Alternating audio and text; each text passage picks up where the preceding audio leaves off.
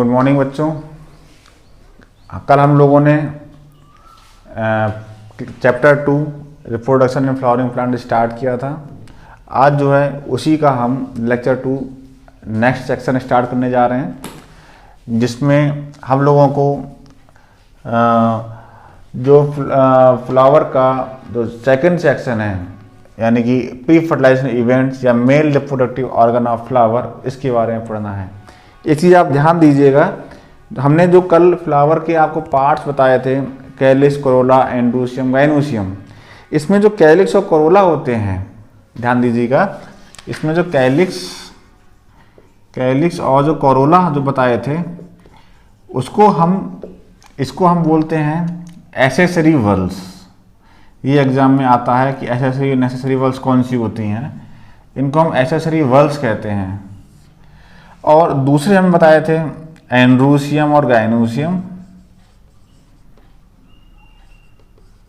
Androecium और gynoecium बताए थे। ये जो होते हैं आपके कौन से होते हैं, नेसेसरी वल्स होते हैं। इनको हम नेसेसरी वल्स कहते हैं। तो ये हो गए एसेसरी वल्स और ये हो गए नेसेसरी वल्स। तो हम लोग इस चैप्टर में नेसेसरी वल्स के बारे में ही पढ़ेंगे। उसी में पहली नेसेसरी वल्स हमारी एंड्रोसियम, जिसे हम मेल रिप्रोडक्टिव ऑर्गन कहते हैं, उसी को हमको आज को यहाँ डिस्कस करना है। ठीक है, तो इसको स्टार्ट करते हैं। तो देखिए कि जो फ्लावर होता है, जो हम फ्लावर प्लांट्स में देखते हैं, जिस स्टेज में फ्लावर को हमने देखा हुआ होता है, तो उस स्टेज में फ्लावर को आने के लिए, तो फ्लावर आने के लिए वो फ्लावर को बनाने की जो प्रोसेस होती है वो काफ़ी पहले ही शुरू प्लांट्स में हो चुकी होती है। काफ़ी सारे चेंजेस होते हैं, ठीक है, काफ़ी सारे हार्मोनल चेंजेस होते हैं, काफ़ी सारे मॉर्फोलॉजिकल चेंजेस होते हैं। उन हार्मोनल और मॉर्फोलॉजिकल चेंजेस के बाद कहीं जा कर के फ्लोरल बड्स बनती है। उस फ्लोरल बड्स के बाद उसी बर्ड से आपको पता है फ्लावर निकलता है। तो मैंने क्या बताया कि जो भी प्लांट्स में आप फ्लावर देखते हैं, तो फ्लावर जो आपने देखा, तो उसका जो निर्माण का काम है वो काफ़ी पहले ही प्लांट्स में शुरू हो चुका होता है, जिसके दौरान उसी निर्माण की प्रोसेस, फॉर्मेशन की प्रोसेस में क्या होता है, काफ़ी सारे हार्मोनल चेंजेस, काफ़ी सारे स्ट्रक्चरल मॉर्फोलॉजिकल चेंजेस उस फ्लावर में होते हैं, जिसके बाद जो है फ्लोरल बड्स, इन्फ्लोरेसेंस और फिर मैच्योर फ्लावर का फॉर्मेशन होता है। जिस मैच्योर फ्लावर में आपने भी 4 वल्स पढ़े थे, वो आपको देखने को फिर मिलते हैं। तो उन्हीं वल्स में आज हम एक इम्पॉर्टेंट वल्स, जिसे हम नेसेसरी वल्स में काउंट करते हैं, एंड्रोसियम, उसी की बात करने जा रहे हैं। आपको पता है एंड्रोसियम की यूनिट को हम क्या बोलते हैं, स्टेमन बोलते हैं। ठीक है, तो हम मेल रिप्रोडक्टिव ऑर्गन, इसी को हम बोलते हैं स्टेमन। स्टेमन के बारे में आज हम आपको यहाँ पर बताएंगे और इसी के बारे में आपको चर्चा करनी है। तो मैं सोचता हूँ सभी लोग अपना अपना चैप्टर पढ़ के बैठे होंगे, और यदि नहीं जो लोग पढ़ते हैं वो प्लीज़ मेरे लेक्चर को सुनने से पहले पढ़ के बैठा करें, जिससे उनको ये चीज़ें प्रॉपर दिमाग में फंसें, अच्छे से समझ में उनको आती रहें।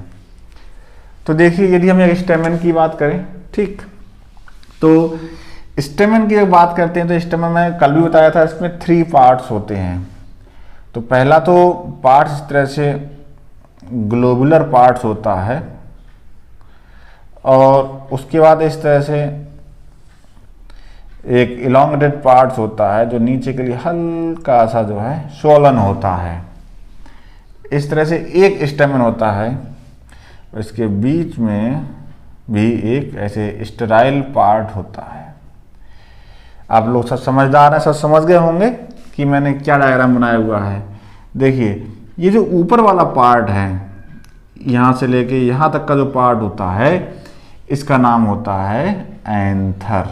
क्या नाम होता है, एंथर। ठीक, इसे हम एंथर कहते हैं। उसके बाद यहाँ से लेकर के इधर लास्ट तक का जो पार्ट होता है, इसे हम क्या बोलते हैं? फिलामेंट। इसे हम बोलते हैं फिलामेंट। तो ऊपर वाला पार्ट एंथर होता है, नीचे वाला पार्ट फिलामेंट होता है। और एंथर के ही बीच में, ठीक है, एक और पार्ट होता है, एक लॉन्ग स्ट्रैंड होता है, लॉन्ग स्ट्रैंड, कनेक्टिव स्ट्रैंड होता है। इसे ही वो बोलते हैं, हम क्या बोलते हैं? कनेक्टिव। इसे हम बोलते हैं कनेक्टिव। कनेक्टिव कैसा होता है? ये स्टेराइल पार्ट होता है, स्टेराइल पार्ट होता है, ठीक है। और ये एंथर को फिलामेंट से कंटिन्यू करने का काम करता है, जोड़ने का काम करता है। तो कह सकते हैं it help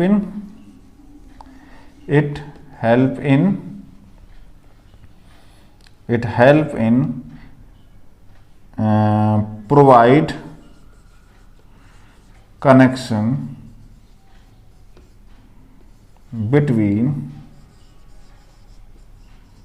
between anther and filament. Anther and filament. It help in provide connection between anther and filament. Anther filament के बीच में को जोड़ने का काम करता है, इसको कनेक्ट करने का काम करता है कनेक्टिव। तो ये आपको इसके पार्ट्स बताए गए हैं। ये भी ध्यान दीजिए, जो एंथर का ये जो फिलामेंट वाला पार्ट पोर्शन होता है, ये लॉन्ग होता है, थिन होता है, और ये इसका जो डिस्टेंट एंड होता है, यानी ये वाला पार्ट जो होता है, ये थैलेमस से या फिर पिस्टिल से। तो ये थैलेमस फिलामेंट लेते हैं। इट कैन या इट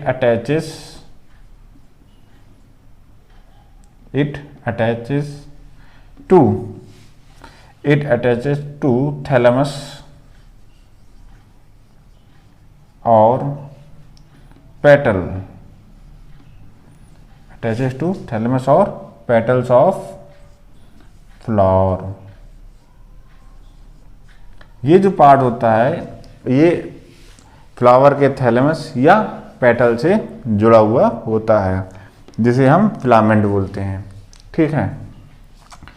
और तो देखिए कनेक्टिव पार्ट बता दिया, कनेक्टिव स्टाइल पार्ट होता है, ये कनेक्शन प्रोवाइड करता है एंथर फिलामेंट के बीच में। फिलामेंट जो होता है, it attach to the thalamus और पेटल्स ऑफ द फ्लावर, ठीक है।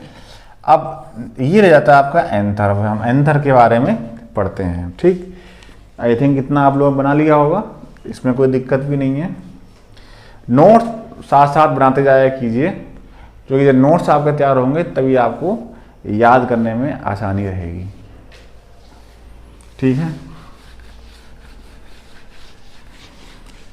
और जिसके नोट्स बन जाते हैं वो सर के व्हाट्सएप पे सेंड करते रहा करो, जैसे हम भी उसको देख लेंगे कि आप सही बना रहे हो या गलत बना रहे हो नोट्स, ठीक है। उसे भेजते रहा करो। फिर देखिए, अब हम जो है बात करने वाले हैं, टॉपिक वही हमारा है male reproductive organ, male reproductive organ of flower. तो देखिए, हमने अभी तक आपको फिलामेंट के बारे में बता दिया, हमने आपको कनेक्टिव के बारे में बता दिया। अब हम बात करते हैं एंथर के बारे में। एंथर, एंथर क्या होता है लिखेंगे। एंथर एक ग्लोबुलर या ग्लोबोज या ग्लोबुलर स्ट्रक्चर होता है। एंथर कैसा होता है? ग्लोबुलर स्ट्रक्चर होता है, ठीक। और each anther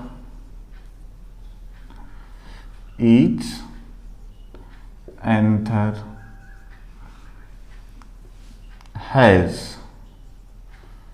two anther lobe.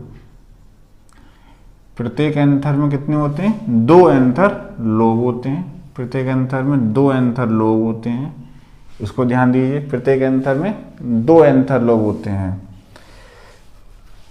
ठीक है।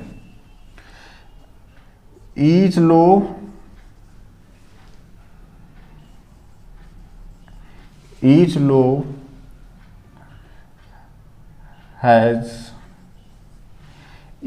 has 2 each lobe has two sac known as anther sac और pollen sac। ठीक है, जैसे क्या लिखा है, जैसे ये एंथर है, ठीक।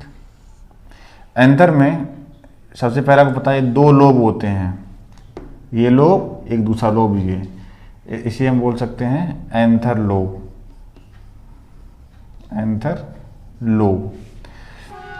और ये जो लोब होते हैं ये कनेक्टिव से बटे होते हैं, जो कनेक्टिव बताया था, जो कनेक्टिव जा रहा है उसी से बटे होते हैं। अब हर एक लोब में एक एक थीका पाया जाता है, इस तरह से थीका होता है, ये क्या हुआ, थीका होता है। जैसे थीका से क्या होता है, जो है हर एक लोब में दो दो नए चैम्बर बन जाते हैं, जिन्हें हम क्या बोलते हैं, इनको हम पॉलन सैक बोलते हैं, इन्हें हम पॉलन सैक बोलते हैं। तो इस तरह से जो एंजियोस्पर्मिक एंथर होता है, एंजियोस्पर्मिक एंथर इज डाइथीकस, इसकी प्रॉपर्टी है, angiospermic anther is dithecous, comma bilobed and tetra sporangiate, ये इसकी प्रॉपर्टी होती हैं। एंजियोस्पर्मिक एंथर कैसा होता है, डाइथीकस दो थीका होते हैं, बाइलोब दो लोब होते हैं, और टेट्रा स्पोरेंजिएट इसके अंदर 4 स्पोरेंजिया होते हैं। पॉलन सैक जो होते हैं बेटा, इन्हीं को हम क्या बोलते हैं, माइक्रो स्पोरेंजिया। 4 माइक्रोस्पोरेंजिया बनती हैं एक एंथर में, इसीलिए इसको हम क्या बोलते हैं, टेट्रास्पोरेंजिएट एंथर बोलते हैं। ठीक है, तो इस तरह से ये आपने एंथर के बारे में पढ़ा। तो एंथर क्या होता है, ये ग्लोबुलर स्ट्रक्चर होता है। दूसरी बात, ये फिलामेंट के ऊपर फिट होता है, कनेक्टिव द्वारा जुड़ा हुआ होता है फिलामेंट से। प्रत्येक एंथर में 2 एंथर लोब होते हैं जो कनेक्टिव से ही अलग अलग होते हैं। हर लोब में एक थीका होता है, जिससे हर एक लोब जो है 2-2 सैक में बन जाता है, बढ़ जाता है, जिसे एंथर सैक या पॉलन सैक या माइक्रोस्पोरेंजिया कहते हैं। इस तरह से प्रत्येक एंथर जो है कैसे हो जाता है, डाइथीकस हो जाता है, बाइलोब हो जाता है और टेट्रा स्पोरेंजिएट हो जाता है। तो ये सारा जो है आपको एंथर के बारे में बताया गया। ठीक है, अब देखिए, जब हम इसको, ये तो एंथर का एक्सटर्नल स्ट्रक्चर है, जिससे हमने बताया आपको, ये जो है एंथर का एक्सटर्नल स्ट्रक्चर है।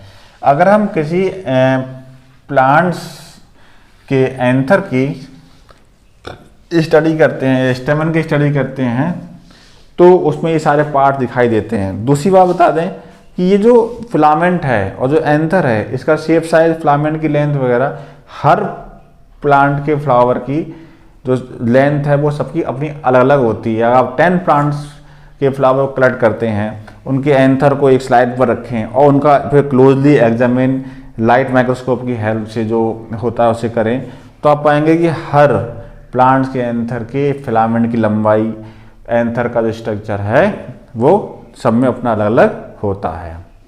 तो यही तो डाइवर्सिटी है। ये सब इसलिए होता है कि हर प्लांट का अपना जो एनवायरनमेंट है, जो उसकी अपनी जो हैबिटेट हैं वो अलग अलग हैं, और उसी हिसाब से वो अपने आप को फिर एडजस्ट करता है। इसीलिए इतना वेरिएशन देखने को मिलता है। अब हम बात करेंगे इंटरनल स्ट्रक्चर ऑफ एंथर, ऐसे कह सकते हो इसको, इंटरनल स्ट्रक्चर ऑफ एंथर। यदि हम इंटरनल स्ट्रक्चर की बात करें तो हम इसमें 2 चीज़ें देखने को मिलती हैं। इसमें 2 पार्ट्स आप इसको स्पेशली देखते हो, डिस्टिंक्टली आपको दिखाई देते हैं। नंबर 1, पहला तो होता है पैराइटल लेयर। पैराइटल लेयर, जिसे हम वॉल लेयर के नाम से भी जानते हैं, वॉल लेयर ऑफ एंथर। दूसरा जो पार्ट होता है एंथर का, वो होता है स्पोरोजीनस टिश्यू, स्पोरोजीनस टिश्यू। आपके बुक में तो यही नाम है, एक नाम और इसका बताता हूं मैं, इसको हम आर्केस्पोरियल टिश्यू भी कहते हैं। क्या बोलते हैं? आर्केस्पोरियल टिश्यू, इस नाम से भी इस टिश्यू को हम जानते हैं। तो दो लेयर हैं, दो पार्ट्स हैं। अगर आप इंटरनली जब हम एंथर की स्टडी करते हैं, सबसे बाहर पैराइटल लेयर ऑफ एंथर, दूसरा स्पोरोजिनस टिश्यू या आर्केस्पोरियल लेयर। ठीक, तो ये दोनों जो है, इसके बारे में हम लोग अब नेक्स्ट लेक्चर में इसको पढ़ेंगे, और उसी के साथ ही हम इसमें माइक्रोस्पोरोजेनेसिस को भी डिस्कस करेंगे। ठीक है, तो आज आपके लिए इतना बताया गया। अब इसको आगे का हम नेक्स्ट टाइम में इसको डिस्कस करेंगे। ठीक है, तब तक के लिए नाइस डे, थैंक यू।